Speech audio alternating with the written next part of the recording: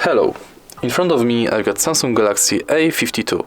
In this video I'll show you how to change Google Assistant voice. Firstly, open Google app, tap More, go to Settings and Google Assistant. Scroll down and select Assistant Voice. Here we've got all Assistant voices.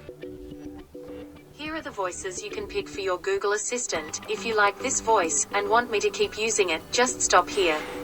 Tap on one of these colorful rings to select your new voice. Here are the voices you can pick for your Google Assistant. If you like this voice and want me to keep using it, just stop here. And that's it.